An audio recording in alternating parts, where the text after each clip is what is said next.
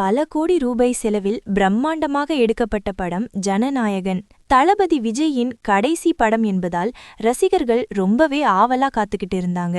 ஆனா எதிர்பாராத விதமா கடந்த 10ஆம் தேதி இந்த படம் இணையதளத்துல முழுமையாக கசிஞ்சிருக்கு.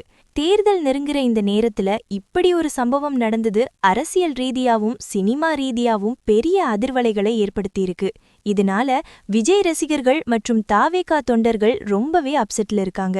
இந்த விவகாரம் பெருசான உடனே இதுக்கும் தணிக்கை வாரியத்துக்கும் எந்த சம்பந்தமும் இல்லைன்னு மத்திய அரசு விளக்கம் கொடுத்திருக்காங்க. இதற்கிடையில் சைபர் கிரைம் போலீசார் களத்துல இறங்கி தீவிர விசாரணை நடத்தினாங்க. தற்போதைய நிலவரப்படி இந்த திருட்டுத்தனமான லீக் விவகாரத்துல 6 பேரை போலீசார் கைது செஞ்சிருக்காங்க. இவங்க தான் முதல்ல படத்தை லீக் பண்ணாங்களா இல்ல ஷேர் பண்ணாங்களா அப்படிங்கிற முழு அறிக்கை சீக்கிரமே வெளியாகும்னு எதிர்பார்க்கப்படுது.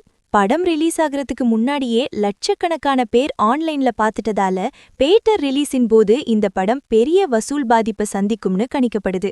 இதனால தயாரிப்பு நிறுவனமான கேவிஎன் புரொடக்ஷன்ஸ் மிகப்பெரிய நஷ்டத்தை சந்திச்சிருக்காங்க. இத கேள்விப்பட்ட தளபதி விஜய் தனக்காக நஷ்டப்பட்ட அந்த தயாரிப்பு நிறுவனத்துக்கே மறுபடியும் ஒரு படம் பண்ணி கொடுக்கலாம்னு ஒரு முடிவெடுத்திருக்கிறதா தகவல் வெளியாகியிருக்கு. ஒருவேளை விஜய் அடுத்த படம் பண்ணா அதை யார் இயக்குவாங்க? இப்போதைக்கு கிடைச்சிருக்கிற தகவல் படி அட்லி, லோகேஷ் கனகராஜ் அல்லது நெல்சன் இவங்க 3 பேர்ல ஒருத்தர் தான் அந்த படத்தை இயக்க அதிக வாய்ப்பு இருக்கிறதா சொல்லப்படுது. இத பத்தின அதிகாரப்பூர்வ அறிவிப்பு தேர்தல் முடிவுகளுக்கு பிறகு வெளியாகலாம்னு எதிர்பார்க்கப்படுது. விஜயின் அரசியல் வருகைக்கும் சினிமா கெரியருக்கும் நடுவுல இப்படி ஒரு சம்பவம் நடந்தது உண்மையிலே வருத்தமான விஷயம்தான். இது பத்தி நீங்க என்ன நினைக்கிறீங்க? கீழே கமெண்ட்ல சொல்லுங்க.